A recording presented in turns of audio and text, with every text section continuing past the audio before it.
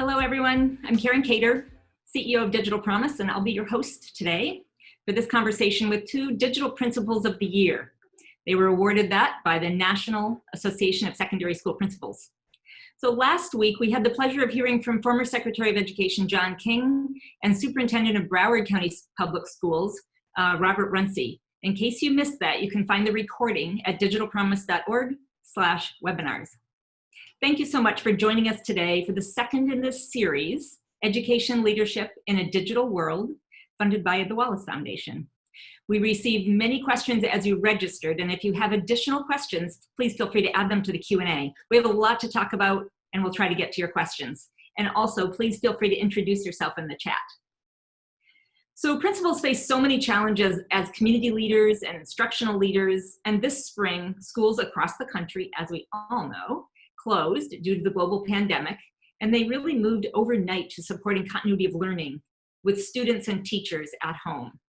So with me today to talk about that and so much more, first is Allison Persad. She is the principal of the Young Women's Leadership School of Astoria in New York.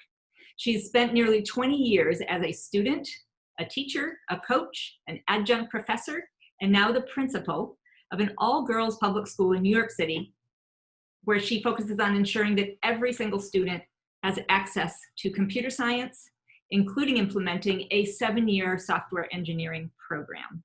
This is a middle school and high school. In an effort to empower and educate girls, including through technology, several years ago, the school became a one-to-one laptop environment, which allows, as we know, for the incorporation of technology in every course throughout the day. And of course, that has helped immensely with the transition to learning at home this spring. Second, we have Brian McCann. Welcome, Brian. Brian is in his 16th year as principal of Joseph Case High School in Swansea, Massachusetts, a school he graduated from many years ago, and where he also started his career as a math and journalism teacher.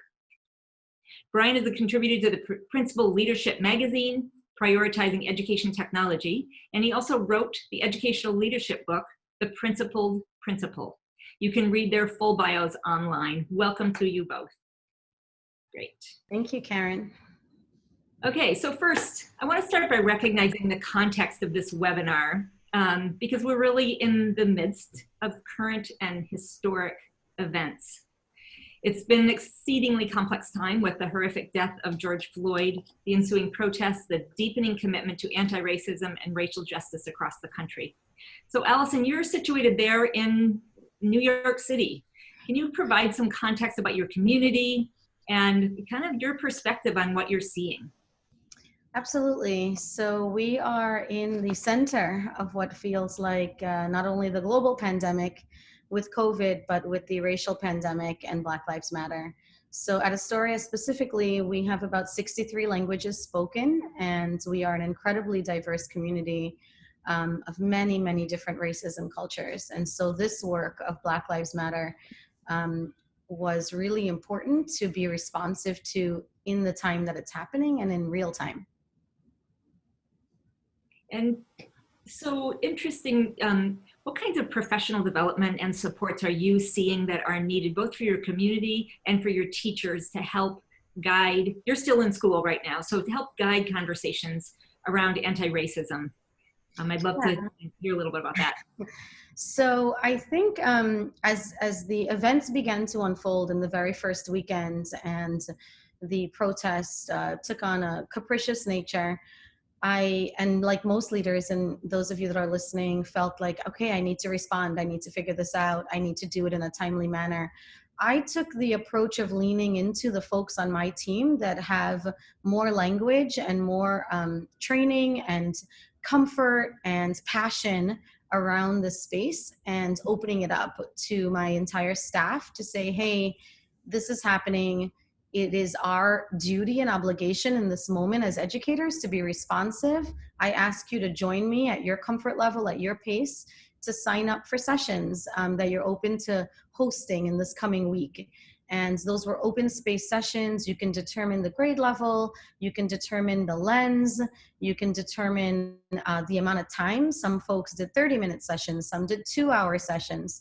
And then the teachers brought it back and said, hey, what about if we ask students to co-facilitate with us that have an equal amount of passion around the subject? And so we were able to find a tremendous amount of students who couldn't wait to step up to the platform.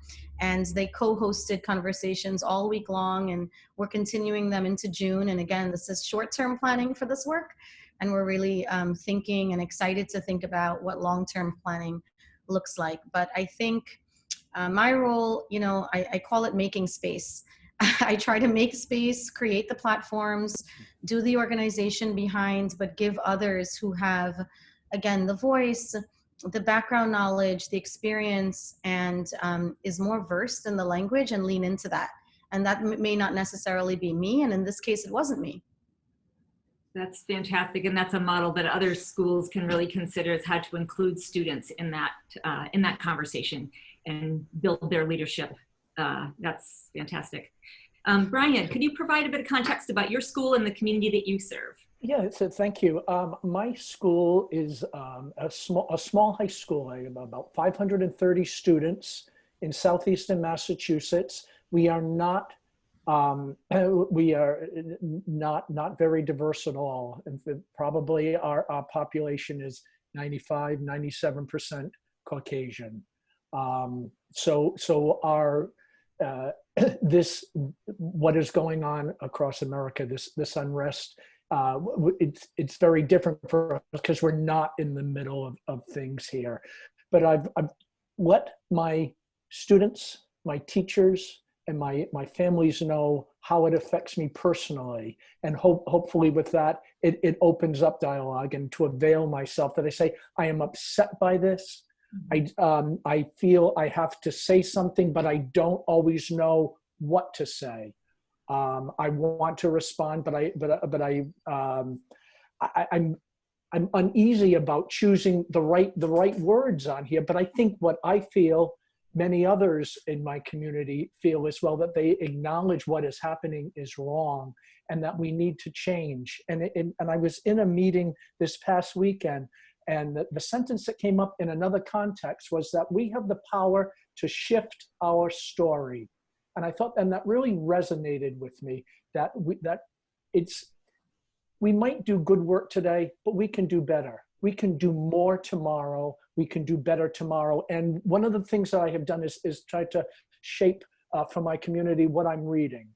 And one of the things I'm reading is Fendi's How to Be an Anti-Racist right now here. So I think that's important, that you have a building leader and a role, recognizing that I am a role model in the community to say, I feel that I'm an enlightened person here, but I can do more, and I need to educate myself more about these, what is going on.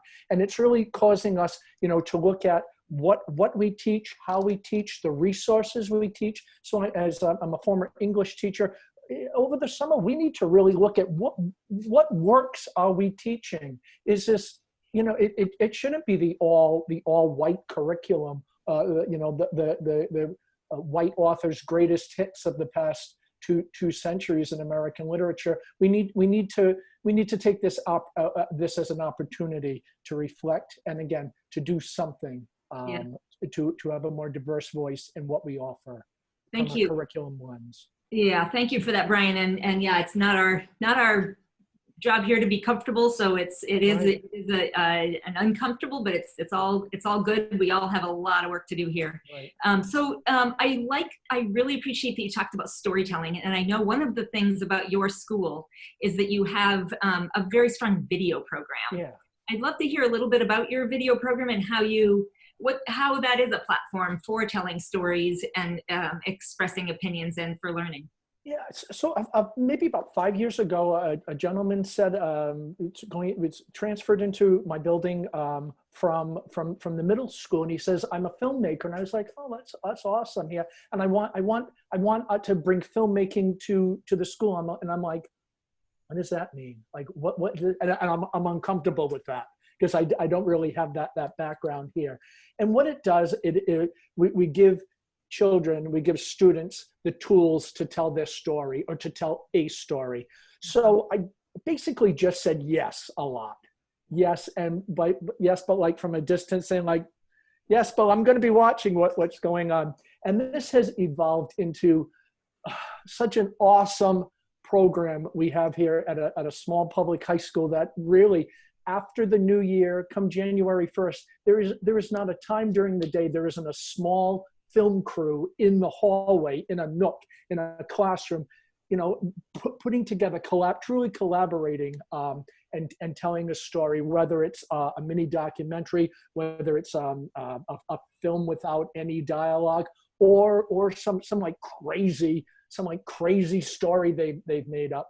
And then at the end of the year, we celebrate that in an annual film festival. And we were very sad. We didn't think we were going to be able to have it this year, but we did. We had our first virtual film festival just last week, and it was outstanding. But it's really interesting to see students of all different groups within the school, whether you're athletic or artistic or an academic, just come together and collaborate, but work with the teachers, and the teachers are the actors. And I'm like the befuddled principal in so many of these films here. And it really has become a great platform for students, but because we just allow it, we just give them we give them the opportunity to take risks. Excellent. Thank you so much. That's something many schools have, and really, you know, incorporating that culture of storytelling throughout the school and throughout the day is a powerful method for better understanding as well.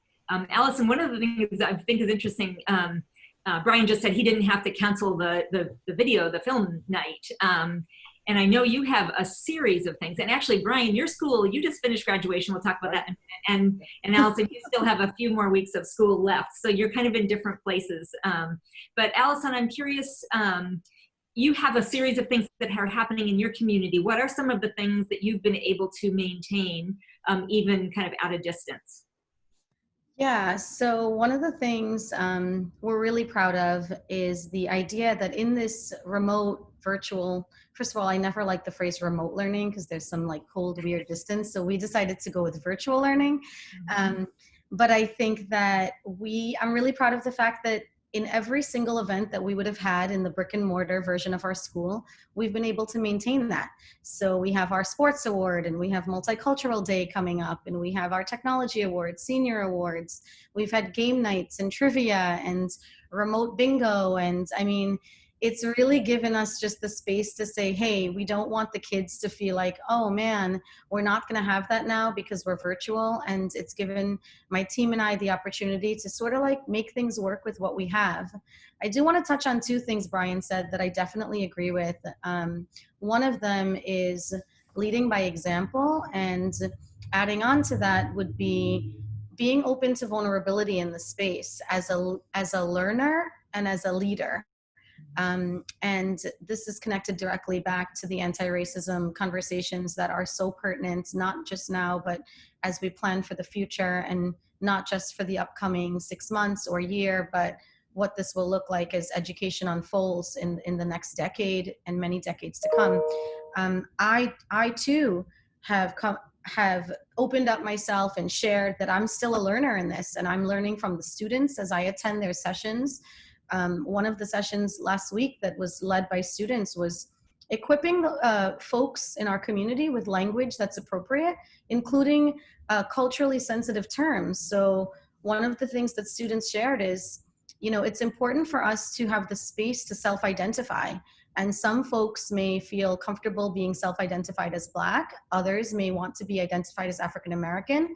But some terms that are not okay are referring to Blacks as colored people or people of color. And so again, it was really, really granular. And I found that equipment and that the tools, and it was a learning for me. And I shared that with them. I said, thank you for leading the session, because you're teaching all of us. And there's so much value in what students can teach us in this moment.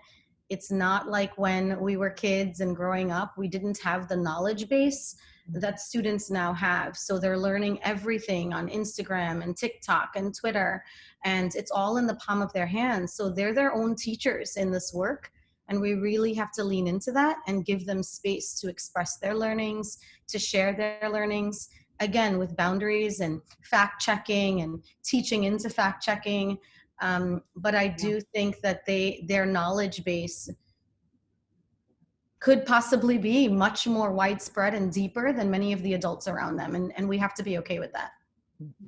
Excellent. And you know, we could have a whole webinar on this topic. Yes. I think we'll talk to folks about if we could perhaps schedule that, because I think this is just a powerful conversation, and one that's front and center on many school leaders, all school leaders' minds, how to what are the best practices, what are some things that work, what are some things that don't work, and how do you build that across your community.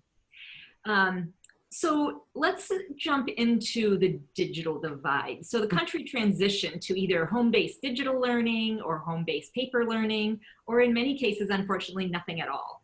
The situation amplified amplified the haves and the have-nots, the digital divide. If we consider that having access to technology for learning is critical, especially as learning went home, how have you been able to support your students as they transitioned to home access?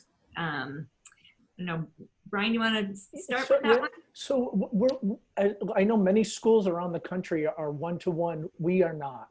We have a lot of technology in the school. So and it was strange because we shut down on a Friday afternoon after school had ended, when most people had gone home for the weekend, thinking we were going to be out for 2 weeks, and then it was going to be a month, and then it was going to be the end of the year.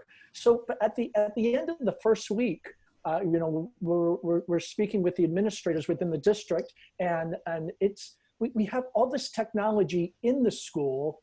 What are we going to do to get it out to people who don't have it? So it's dismantling the Chrome carts and coming up with ways to distribute the technology and hopefully ensure that we get it back.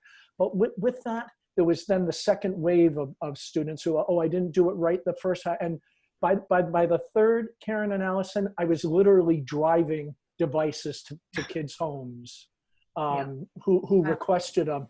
But that wasn't, to have a device is great. What about the internet access? Not everyone has internet access. We had students who had to go in cars and then almost usurp it from their neighbors, or go to the fast food restaurant, or drive in back of the high school where the Wi-Fi was still in order to. So again, Karen, you use that word amplify. This was a time that even though they had the device, how do they use it? And we had to be gracious in how we were assessing the students who had limited access to technology. And it's going to be a different battle in the fall. Yeah, thank you for that. And Allison, your students did have laptops. Talk about your transition, and did it also kind of exacerbate haves and have-nots at home? Yeah, so we luckily have been a one-to-one laptop school for at least 3 years. We've been Apple Distinguished since 2013.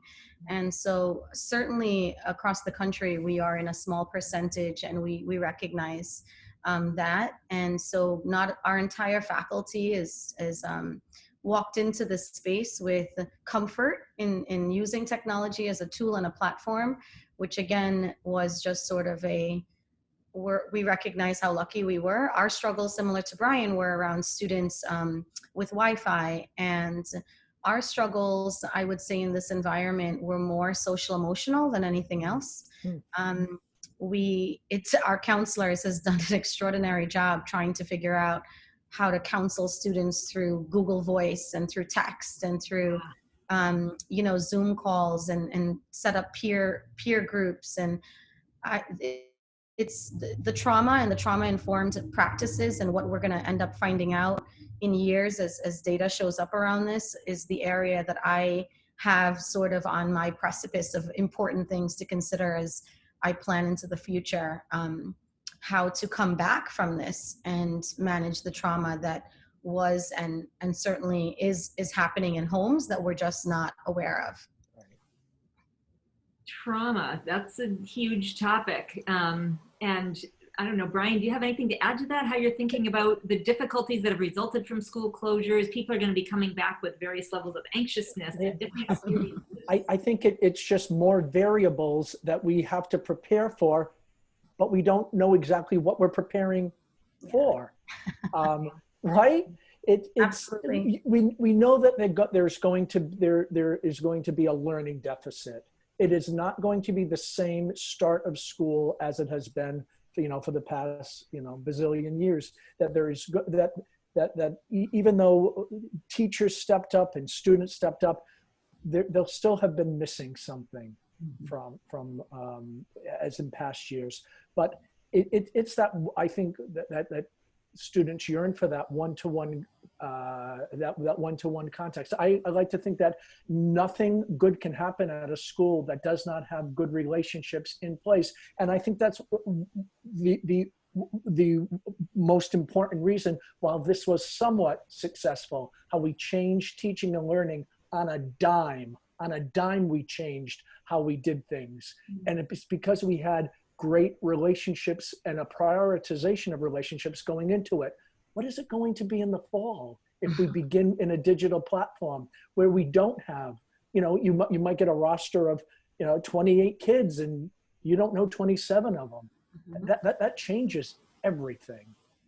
It does. Is teachers, talking about teachers and what they need, the beautiful thing this spring is the reminder that teachers are unbelievably creative, resourceful, problem solvers. They know their kids. I mean, there are so many things that have been incredibly helpful, this spring with teachers. But I'd love to hear a little bit more about how you've been able to support your teachers, and maybe what some of the challenges have been, and any strategies that you could share about teacher support, like as instructional leaders, and maybe something even about grading. Brian, you were talking a little bit about how you thought about grading, but how have you supported your teachers? Allison, you want to start there? Sure. So we live in G Suite, and we have something called a virtual learning headquarters. It's a pretty fancy word to basically say it's a space where we organize everything from our professional development, resources, what we need day to day, week to week, slides for students, things that are student facing, social emotional supports. And so there's lots of tabs and lots of links, but it keeps us sort of at a home base. And so one of the things we found is teachers sharing videos that they're creating. I used a new platform. I did some voiceover slides. Here's videos. Here's how to use it. And then we save all of those links. I think that there's been great value in teachers just trying a thing without it becoming as a leader saying everybody has to use this thing, versus just giving them creative space to try things that make sense for their content areas or sense for their grade levels. I think in the same way as a leader that I want creative freedom from my superintendent or my supervisor, I certainly want to, and I try as much as I can to encourage that with the teachers. And if they have an idea, run with it. If it works, awesome. If it doesn't work, no problem. We'll try again. So there's a lot of staff collaboration around what's working, what's not, and it's happening. We still have our weekly staff meetings. We do it virtually. We do breakouts. We have grade team meetings. Like I mentioned at the start of this, we've really done our best to keep up with the structures that were in place before we left. So we had Tuesday staff meetings. We kept that date and that structure. One additional, at the end of the week, we do something called a community check-in where we all come together, and it could have different lenses. Sometimes it's just celebratory. Sometimes it's more serious, like in the light of anti-racism and creating space for that as a whole staff. But we've maintained our structures in this space, and I think it's been really helpful having that. Brian, how are you thinking about support for your teachers? Well, one of the things I've tried to do, and I do, some weeks have been better than others, is a phone call, just a simple phone call to teachers. And I always say, I'm checking in, not checking up on you. I can see what's going on in Google Classroom here, but I want to check in, and it's very little to do with teaching and learning, but how is your husband? How is your spouse? How is your kids? How is it being a teacher and a teacher for your kids as well at school? So keeping that personal element. we've been lucky at the high school that so much professional development time has been devoted into, continually brushing up in things in the G Suite without knowing this was on the horizon. And in fact, just a week before we broke, I had some after school sessions about, just let's look at some of the latest developments in Google Classroom. So I was doing some small group meetings, and we were all in on the G Suite, like Allison said a few years ago, and I took it very seriously to make sure I was a Google certified educator, both level 1 and level 2, and then share the skills with the teachers. So if there is a deficit, for example, I had some teachers not comfortable with calling students on their cell phone, that they want they felt it was a privacy issue for them, or they were just not comfortable with it. So, I did some research about Google Voice, and then I was able to have a virtual, a training that people could elect in order to kind of gain another perspective on doing that. So we've still been able to do some sort of professional development. And as the building leader, I must model my expectations. Excellent. But it certainly has been a challenge, and we spoke a little bit about grading. We went from a gracious term 3, that's what we call it, please be gracious, term 3, to an all pass fail term 4. But then what kind of reared its head was, well, how do you determine a final grade with 3 terms of a traditional ABC grade, and then term 4 pass fail? So we had to come up with a rubric which really looked at how often students were engaged, and then kind of a holistic approach with how teachers assessed how they were on the road to mastery of these standards. Again, very, very gracious and very student friendly, but it gave teachers a way to quantify pass fail. So people are like, well, where did you get this from? I want to say, we just made it up. Like we did every week, we just make something else up. There's a new problem that we have had no perspective on, and we just make it up. As I'm sure many of the people in front of me, we have to be creative. We have to think outside of our comfort zone and outside of the way we went to high school, the way we did it for decades before. Interesting. One of the questions from the audience is, are there any new norms that you've had to establish with your staff, with your students, with your community, especially with your staff, to support kind of virtual professionalism, as they call it, as people engage? I think that's really interesting, the notion of supporting teachers with calling their students on their cell phone, figuring out how to connect with them. Right. Any other new norms or things that have been markedly different or important as anything you can think of there? I just think the integration of technology is not an extra anymore. It is a fundamental, especially for someone who again, not a one-to-one school. For a long time it was something extra. Oh, look at that team. They're all technical, right? They're all digital on here. Now it's just a fundamental. If you don't have those basic skills right now, it's going to be a tough haul for you next year. And I think most teachers have risen to the occasion. Yeah. For us, it's been, even as a one-to-one school, it's been an incredibly powerful learning journey for us. And I think we've actually gotten a lot better. And there's a lot that we've created in this short time that I'm excited about keeping as structures that were developed over the last 10 weeks. As we move back into whether it's brick and mortar or some hybrid version of learning, the level of attention and sort of personalization of students, particularly students that are struggling, is something that I'm really proud of. We've created systems to communicate with students, their families, and create what we call personalized learning plans that get updated every 2 weeks to help support students to not have to go to summer school, right? Like, we want to give them their summer. We know as educators and as folks in this work that having students sit in front of a screen for an additional 6 weeks, for me, is the last thing that I want to have happen as I think about trauma. And so we've designed systems that I feel are certainly better than what we had in the brick and mortar environment that I'm excited about keeping. I'd love to. So I had the opportunity in preparation for this to see what Allison is talking about. And I think it would be worthwhile just to kind of talk about the level of detail, like you're checking in with every single student. We talk a lot about every student should have their own individual plan for learning, and how, I don't know if you can sort of describe kind of systematically how you're making sure that every student is getting the education they need so that they don't have to go to summer school, which I actually think is an interesting thought that I hadn't considered before, and so that they're ready for the fall. Can you just go a little deeper on that? It's kind of tracking, hyper tracking system, or yes. Well, it all starts with a spreadsheet, everybody, which we're all familiar with. Another spreadsheet, what? But it's essentially, an Excel sheet in Drive that tracks students by grades, their names, their email addresses, their parents' email addresses. These are columns as I think about it.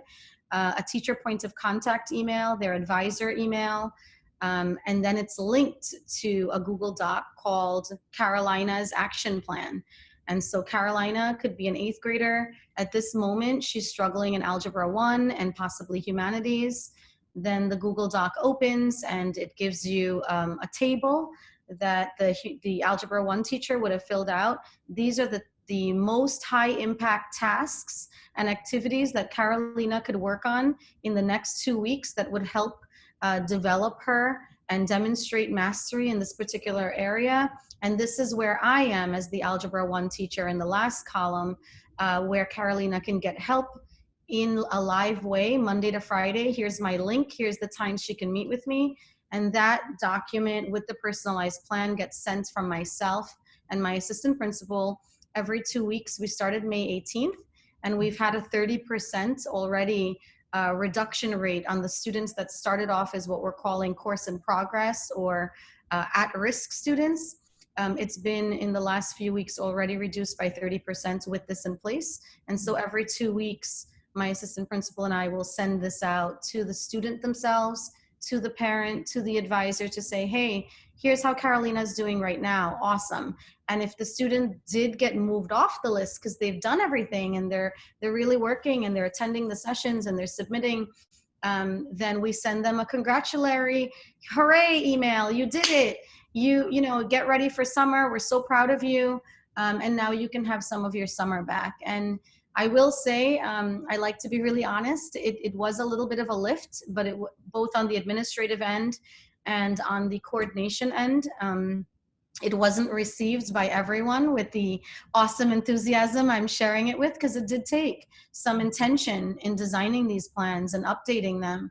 But my goal in this is so students are spared what I believe is not going to fill skill gaps by being with a teacher that they don't know in a remote learning environment. In New York City, summer school is going to be remote and it's going to be centralized. So it's not internal to our team. They will not be with our teachers. They will not have social emotional support. And so I'm doing my very best to work against that current and ensure that students, as few students as possible, have to engage in summer extensions. And one of the follow-up quick questions is, how many students are you doing this with? How many students are included in that? So we started with 80 across 7 grades, 6 to 12. Out of about 600 students in your school? Yeah. 80 students. Excellent.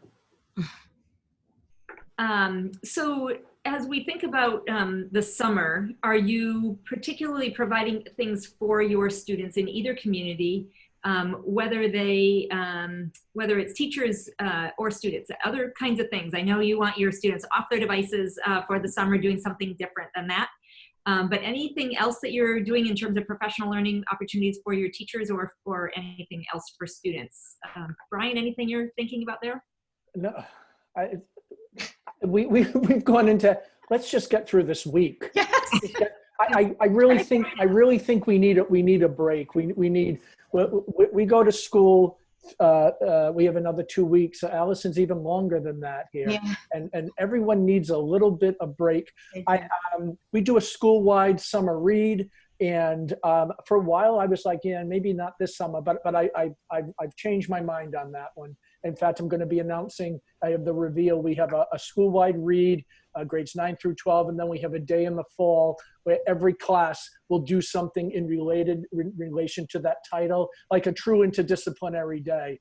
And it's been an outstanding experience. And it was my superintendent who said, we need to, we might have to rethink how we do some of our traditional, our annual events, like the summer reading. So I look forward to rolling that out, and we always have a lot of people are like look forward to what the summer reading title would be, as much as they're going to. Brian, I think everyone needs everyone needs a break. I think there needs to be some just, rejuvenation time. In New York City, like many places, we didn't have spring break this year. And so we went straight through from Christmas break till now. And so the burnout's real. And I think that we're going to be really strategic and intentional. I sent my teachers a Google form to say, hey, if there is an opportunity to work this summer, please let me know. Or if you want to be totally off the grid, and I'm going to go with at least 70% have responded. Off the grid, yeah. See you in September. And I totally understand. It makes sense. And I want them to have that time to come back refreshed. It's been a long haul. And I think there's a lot of empathy.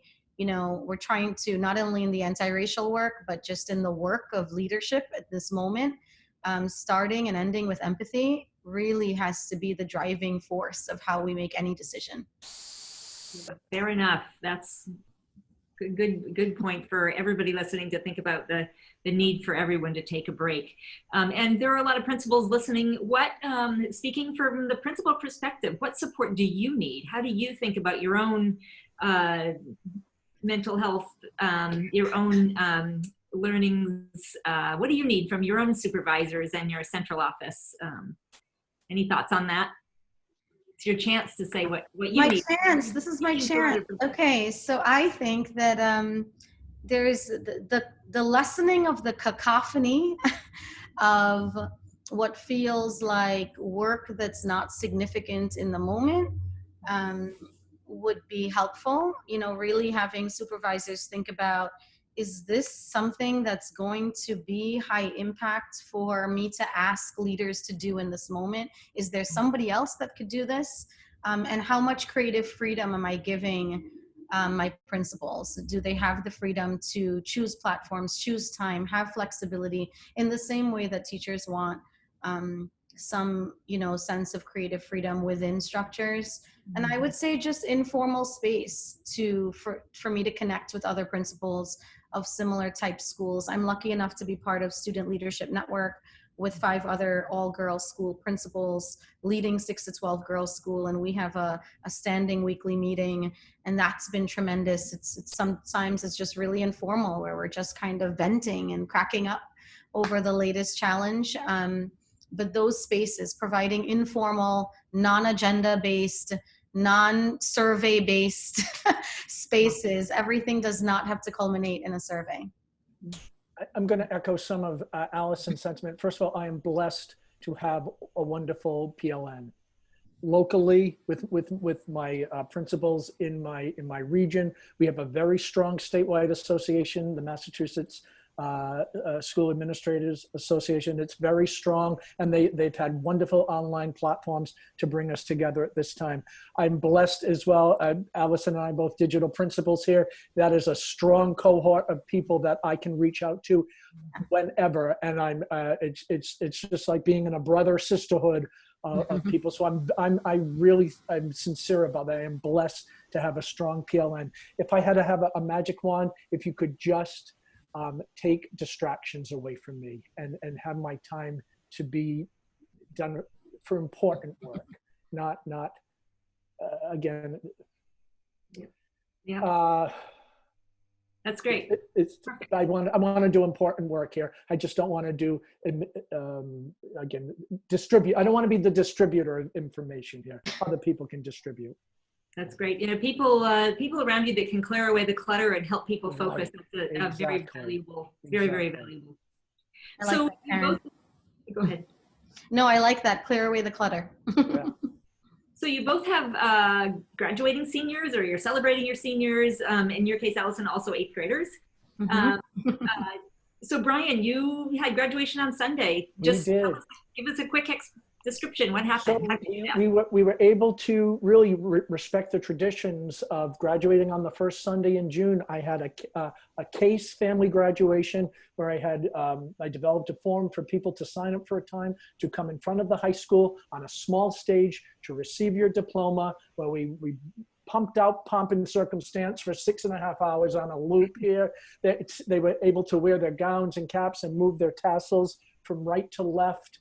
And have pictures taken in front of the high school with the family in 3-minute increments, and it ran over 6.5 hours of a high school graduation experience. And then I went to homes of some students who couldn't participate, who did not want to participate for a variety of reasons, or who wanted me just to have to go to their home to deliver their high school diploma. So we were able to come to closure on high school graduation. We still have some things in the summer, if we can, but I know a lot of schools have kind of kicked this down the road, and I chose to do it now while I could, in a circumstances I could control, rather than have another disappointment in a couple months in a large scale thing that couldn't happen because of local and state health mandates.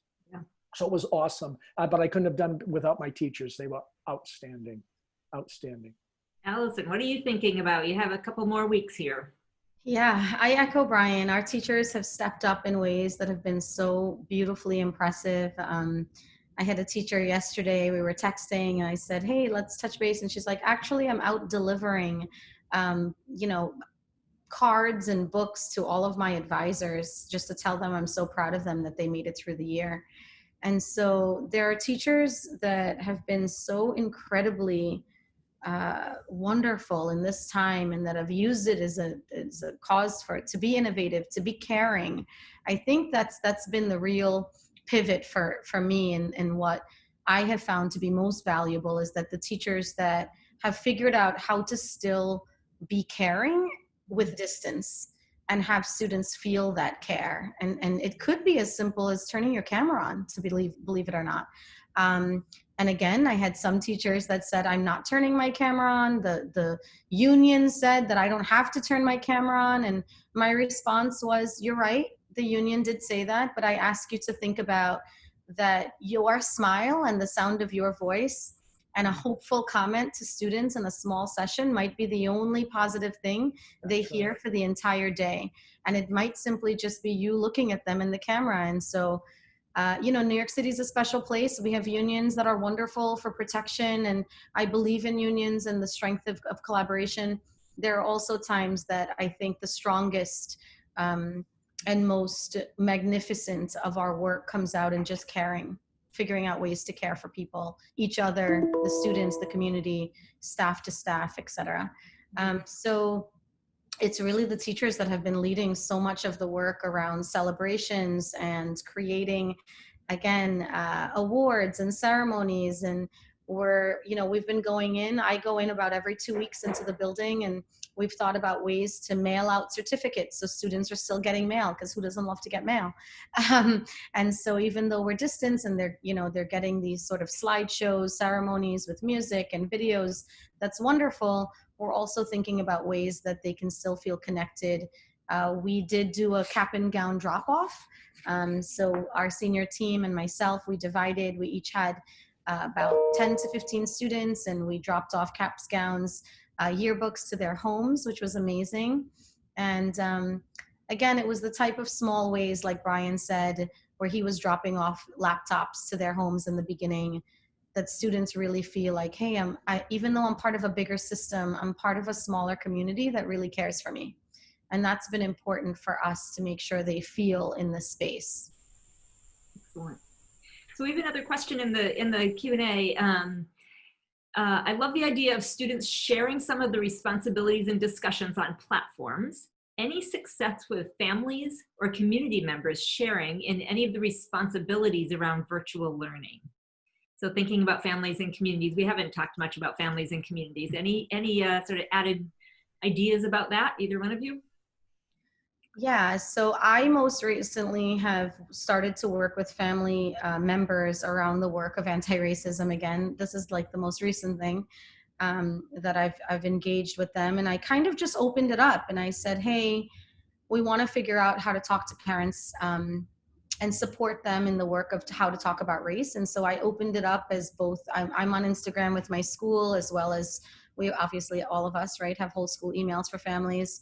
And I just opened it and said, if you want to be a part of a parent panel, we're looking for diverse groups of parents to help us navigate the conversations around how to talk to your child about race. And so that's something that's going to be coming up.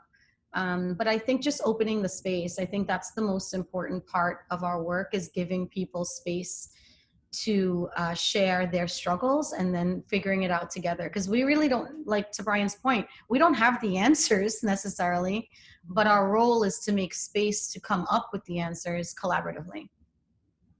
So I have I'm a big proponent in communicating daily with the stakeholders. I do daily morning announcements that are published on a variety of different platforms every morning, and then every afternoon I send out a newsletter which has different links, including the morning announcements with families. There might be opportunities for them to sign up for office hours, where I call the family over the phone here. But I always say, if you have a question, please email me. We have a big presence on social media.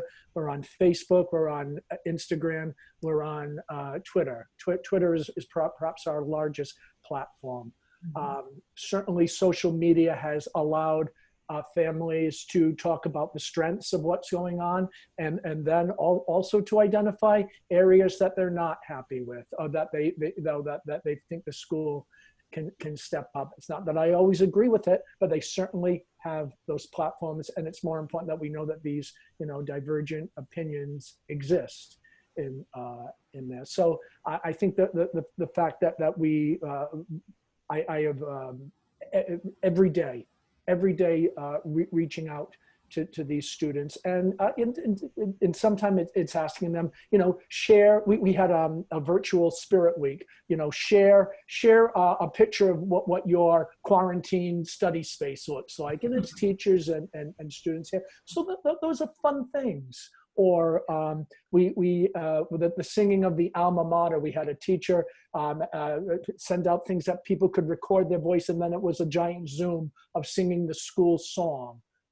It's just little things, but it brings the community together here. And one of the nice things about the newsletter is I use a platform that enables me to have metrics. So I know how many people are reading it every day. And every day, out of a school of 530, I have 300, 350 people reading your newsletter. I don't know. I'm pretty happy with that. That's a good open and read rate. That's excellent. Right. So just one last question I have for each of you, and love to end just on a very hopeful note. Is there one thing you can share that gives you hope?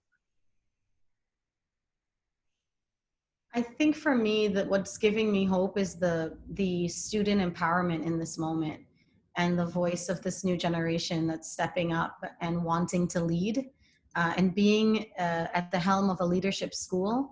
I am excited and really just tremendously pleased by how much leadership is happening in this moment, in small ways and in larger ways. So I think that we're in a place where I'm excited to see what happens in the future. Excellent. Ryan, one thing gives you hope?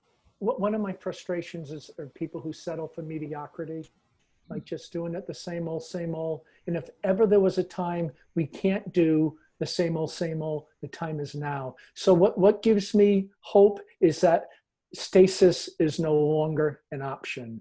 That we have to do something differently, whether it's how we teach, how we look at our materials, how we treat our fellow students, our fellow men and women around the country, the lenses we have to look at. The status quo is gone. We can only use it with past tense verbs now. We have to be future forward in thinking. So that gives me hope. Yeah. I love that. So thank you very much to each of you, Brian and Allison, for sharing your experience, your strategies, your ideas, your resources. Your school community is lucky to have you, and we have been very lucky to have you talk with us for this last hour. Also, thank you to our listeners. The webinar recording will be posted online so you can share with your colleagues, along with a few resources that are shared by Brian and Allison. I know someone in the chat asked if Brian could please share his rubric for the fourth quarter.